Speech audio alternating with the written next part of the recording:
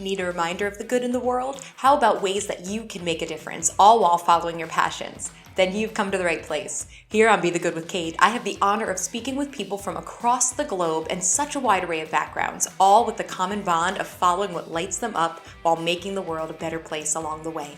My name is Kate Cherichello Tente, and I am so grateful you are here. If something in this episode resonates with you, please reach out. I absolutely love hearing from you. And if you're willing to spread the word, sharing these good news moments with others, a share on social, comment, review, or a text to a friend about Be the Good with Kate, all goes such a long way. Thank you. I've learned so much from all the guests on Be the Good with Kate over the years, and I hope you leave here with some nuggets that stay with you too. Here's to making the world a better place in any way, shape, or form.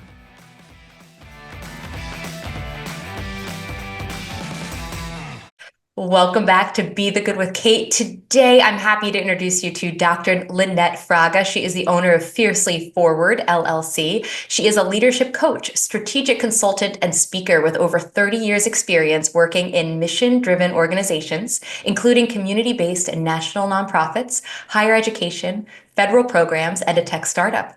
Her career trajectory took her from teaching in an early childhood classroom to being the CEO of the national nonprofit organization Child Care Aware. She was inspired to support other nonprofit executives, particularly women of color, helping organizations fulfill their missions by putting people at the center of solutions and honoring diverse perspectives. Lynette, thanks so much for being here today. I'm so happy to be with you, Kate. Thank you for having me. Oh, wonderful. And it's one of those things too, where I love when different connections and different pieces of life come back into your life at different times. So Lynette was connected to me by Meg Bialis, who I met at Butler University so many years ago. And we had stayed in touch over the years via LinkedIn mostly. And she reached out to me about Lynette saying, I have this wonderful guest for you. And I'm so excited to hear more, Lynette. I'm excited to be here, truly. And I have an affinity for Meg too. She's terrific. She is indeed. So I think the first question I really want to ask you is, did you know that what you are doing could be a job? You know, reading about on your website, this idea that you created your whole own, and I want you to give more details about what you are doing, you know, instead of me just reading your website. It's so interested with Fiercely Forward LLC. But did you know this could be a job, you know, when you first started out? No, I did not. I did not, Kate. This was not on my vision board, frankly. When I actually began in early childhood education, which you can tell a little bit in my bio. I really started and always centered my work in children and families issues, particularly those that have been marginalized. Mhm. And I grew up as a middle daughter to three daughters in our family, and a military family. My dad was in the military for over 30 years. And I grew up all over the United States and overseas. So my education, and I'm the first one in my family to attend university. So this was really, my sort of future was not at all, there was no roadmap for the direction that I landed in. But I was really committed always to service. And as I sort of went on my career trajectory and landed at Child Care Aware of America, after a decade there, which I loved, being there was a tremendous opportunity for me, and I learned so much, and I really appreciated that time. At about 10 years, and this was after the pandemic, a couple years after the pandemic, I decided I needed a minute. Mhm. And that minute turned into a year, which was not at all my intention that I set out for. But where I landed in creating Fiercely Forward was, again, not in my head when I stepped down. It really took a lot of deliberateness, a lot of reflection, a lot of intention setting, a lot of walks, Yeah. a lot of reading, a lot of conversations with people, but a lot of time in my head and in my writing. And that's how I really landed on this space. The idea of really being aligned with who I am and what I wanted to give and what I wanted to give back. And that's how Fiercely Forward came about.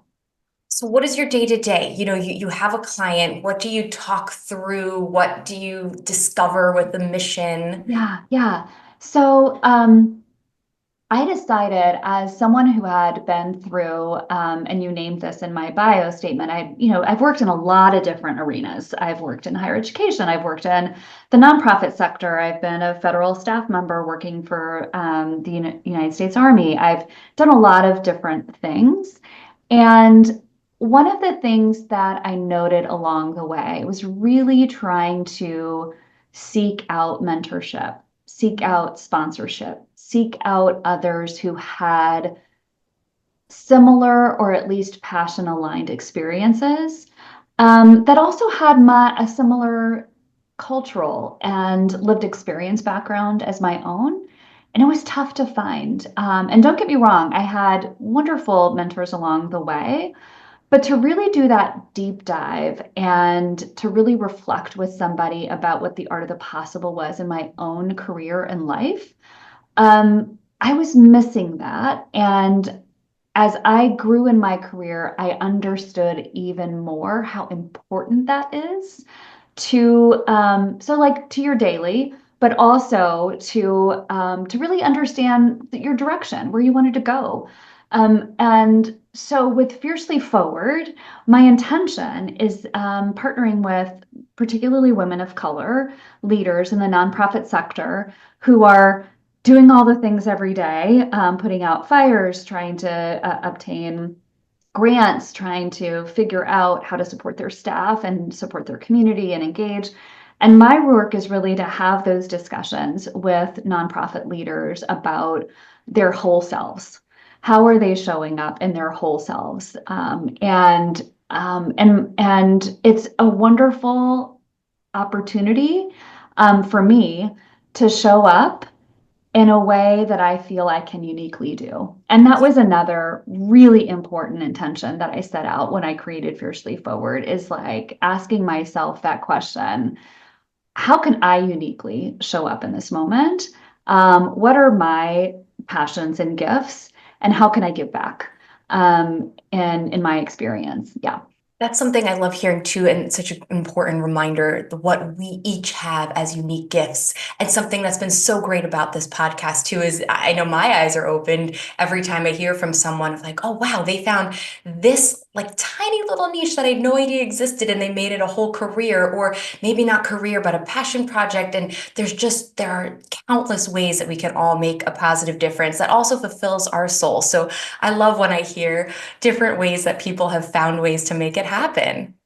Yeah, it's been wonderful. It really has been. And I can say I'm really in this space of ongoing learning too, which is, I have been through, I love school, and I've continued to attend school, and I continue to learn, and I appreciate the fact that I too, and I'm seeing a fellow learner in front of me, Kate, with you, is that I Yes. just really love to get curious about people. And I think that has a lot to do with my military childhood upbringing. I attended 10 schools. And, before I graduated from high school, I lived all over the United States and overseas. And yes, as I see your face, it is tough, right? It's hard. And what I really gained from that experience is the ability to be able to get curious about different communities, different people, different cultures, different ways of thinking, different ways of approaching to both challenges and opportunities. And I've taken that into my own leadership, and how I show up as a leader. And I really appreciate that narrative and those narratives in other people's lives, and how that really shapes who they are as leaders in their work. I feel like this has come up a lot in the podcast recently, but the more curious all of us are, how much better off are we all? Like if everyone just asked questions before they jump to conclusions and sought those just that expansion of what's possible. And I love your mantra of the art of the possible. There is so Yes. much to learn. There is so much to learn. It's endless. That's right. That's right. There are those endless possibilities. And I think as being exposed to so many different experiences as a kid, I think really opened up that It's great. um, sort of opportunity for me to see things in a lot of different ways. And I've really appreciated that. And that's a part of who I am. And now that you're doing your own business, how do people, I kind of want to ask from each side, how do people find you? And then, but then on the flip side, how might you find people? How does someone know they need your services or know how to find you? Like Oh, that's that's even a such a possibility. And then on the flip side of that. Yeah, that's such a great question. So, particularly as a coach, so I do coaching. I also do strategic advising for nonprofits as well as doing speaking. Um, and I think that honestly, when people find me, they're not necessarily sure what it is that I do or that they even need me, right? Okay. That support. So it's again going back to that curiosity, right? One of my underlying mantras about the work that I do is that each individual person brings their own wisdom. Mm. My job is only to be a container and an amplifier for the wisdom they already hold, and create space for that to happen. And oftentimes we don't offer ourselves space for that to happen. And so we sort of spin, right? We spin in place and we have the same narrative or the same storyline going over and over and over again. And so sometimes people reach out because they have a particular problem. They're trying to you sort of assess what's going on in their organization or themselves as leaders, or why, wanting to continue to climb whatever kind of ladder they might think they want to climb, or they might want to have different sets of professional experiences. And so oftentimes folks will be referred to me to have that conversation. What we do at the very outset, honestly, is try and do an assessment of sorts about like what and where you're spending your time and energy, and where are you not, and how do we get from where you are to where you want to be. So it's sort of like that gap conversation, right? And it can be on any number of issues. I think, and really another really important thing to consider when folks access my services is that you sort of go into this open. And oftentimes what you feel is, quote, the problem is often not. There's often something that we have to really pull higher up in setting intention and goals and vision for yourself in the future. And it's so exciting, Kate, to go on, to sort of partner with people on this journey as they have their epiphanies and their aha moments, and take those risks or make those decisions. And most importantly, it's really special to see people tap into their own wisdom and really recognize and understand that it's sort of like, Dorothy and the Wizard of Oz. It's been there all of the time, right? Yes. It's just sort of making space for that to happen. Oh, that's excellent. And what is the most surprising element of where you are in life now? Like Oh you've done gosh. so much. The most surprising element for where I am right now is that when I did step down from CEO of Child Care Aware of America, um, many people thought I had a plan, Kate, that there was a plan, that there was some next thing. And to not have a plan was pretty scary. So I think my first surprise was, wow, I'm really doing this and I don't have a plan. My only plan is to figure out where I am, like center myself and really figure out what I wanted and what my next thing was going to be. Again, answering that question, how can I be uniquely in service? And that was the big question for me to respond to. I really thought I was going to do another CEO gig. I really thought that was, very likely for me in my path. And as I went through my own process and did a lot of reflecting and writing, and we could go on and on. I know we've had another guest to talk about sabbaticals and breaks and all of those things, which were great and wonderful, wonderful conversations. I think what surprises me most is that I did not realize I could shape where it was that I wanted to spend my time and energy in service to others. I That was not a frame that I had taken in. I had always thought that I would match up to an external, whether it was an organization or a position or a job, I would match up to that, right? Yeah. I would be magnetized like a magnet to a particular job or role. And what I came to understand over a lot of reflection is that I had an inner passion and inner intention. I was really, really committed to issues related to equity and inclusion and supporting those that are doing such great work, with all of the stresses and the challenges and the pressures that many don't necessarily raise up, which is why I love your podcast. That, it's hard work. And I've been there. And to be able to create a seat where I was able to create this space, um, to focus all my energy there is both a dream and not one I could have illustrated a year ago at all. I love that. I think it's so wonderful to just keep sharing stories like yours because people so often get stuck, right? I'm sure you hear stories all the time, even with your clients, where they're, I don't know, I feel like there's something more, but how can I get off of this? I mean, overused cliche of the hamster wheel Yeah. type of thing, right? The comfort of a job or the security of a job, but when you know something else is calling to you and you did it, you stepped away, and oh my gosh, you stepped away with, like you said, out a plan, and that's incredible. Yeah, so it was a big risk. I felt like super risky, and at the same time, very pulled.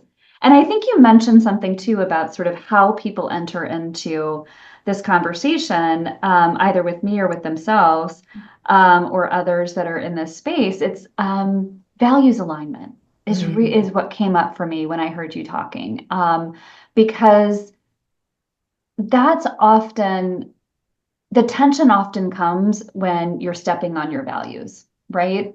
And you're not even sure that you're stepping on it, and that there's something that doesn't feel quite right. And you've got to sort of like pull the thread on, why does this not feel right for me? What is it that is creating tension or stress or friction?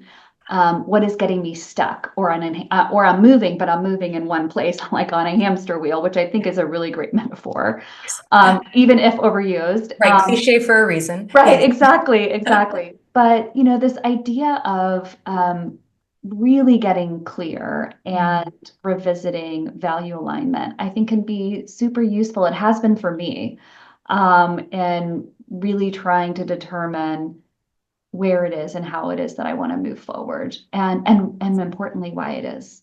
Yeah, yeah, it's so needed. I mean, heck, even just doing this podcast, that's exactly what it was. It was a lot of thinking about, well, what do I really want? What's a big goal? And waiting for someone else to pull me in, or just doing it. And I love when you said pull the string. I got this great visual of you pull the string and you start to unravel where you are meant to be and your feelings about it and the fears and the excitement and all of it. That is exactly right. That is exactly right. And often we don't have the space for that. And I think that's what's really important, is like the space and the relationships for you to safely be vulnerable.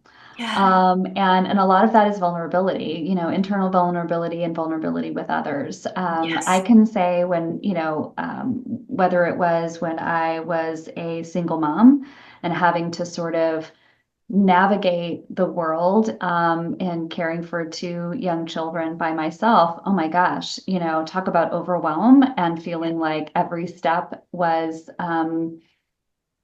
could make the difference, right? That was actually going to be my last question to you. Was I'm so glad you brought that up. And I wasn't sure. I was like, we're just going to have to do a total pivot because I have to ask you about this because you had mentioned it in our back and forth chat.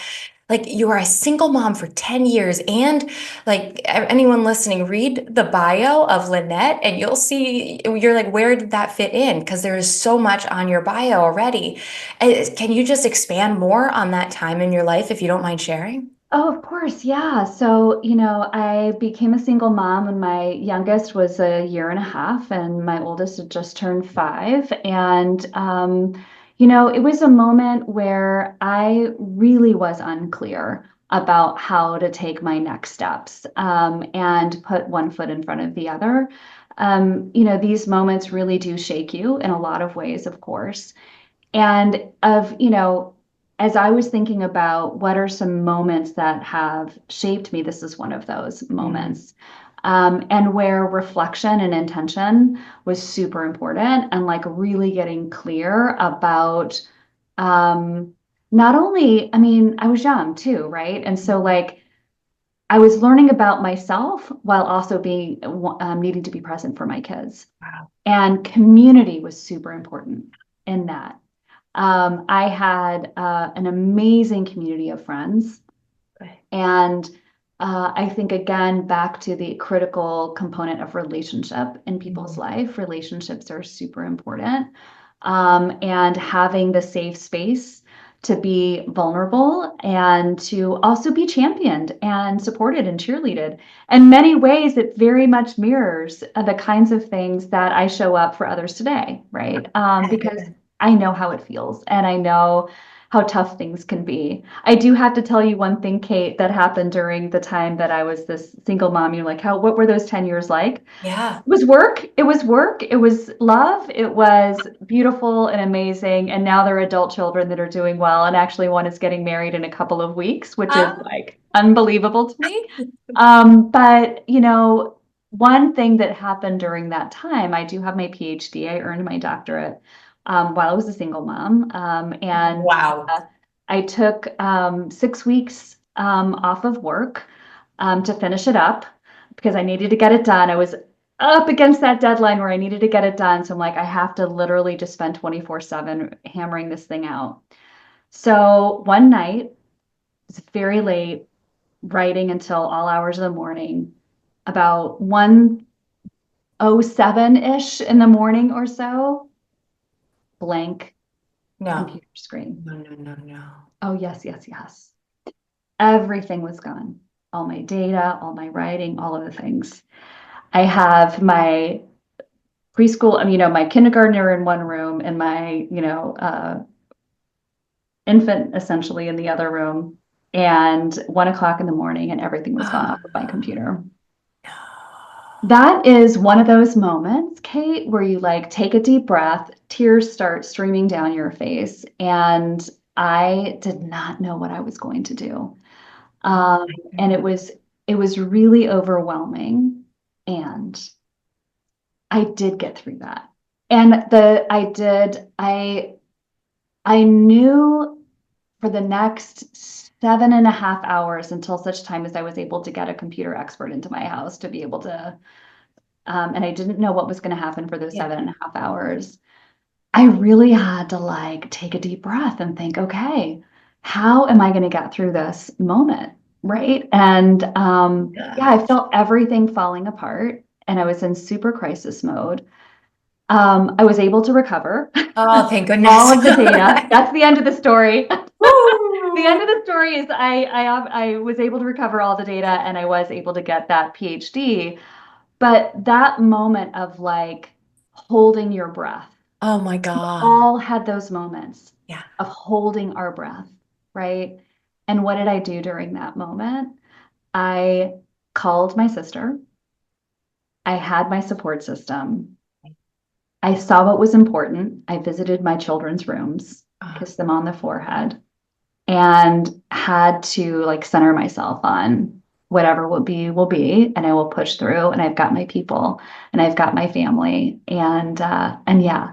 So wow. I think I'm still like trying to comprehend the fact that you got your PhD while not only having one child, but two children and being a single mom. Because right now I have a 1.5-year-old and I'm like, how could I do that? Like, I've got none of the like additional child and yeah, all of that. Like, yeah, wow. yeah. I think I honestly say there's, people are incredibly resilient, Yes. and I really honor that. There is a lot of hard, and I just, for all of your audience too, um, there is resilience. There's a lot of hard. There's a lot of need, a lot of needed support, a lot of amazing people out there that are like that show up for you.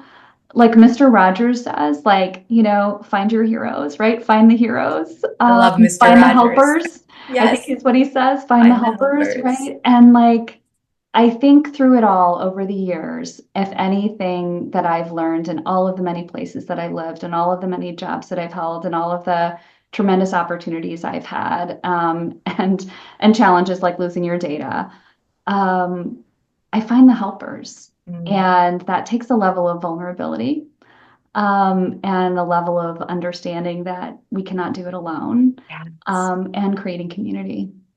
Yeah. Lynette, that was such a beautiful way to just wrap it all up here. I can't thank you enough for being here. And please tell everybody where they can find you online to continue the conversation, to reach out to you. Where can they find Yes. you? Yes. So people can see me and find me on my website at fiercelyforwardleadership.com. And also on LinkedIn. That's the social media I use. And that's Lynette Fraga, PhD. Excellent. And that'll all be written in the show notes too if you're driving right now and can't write it down.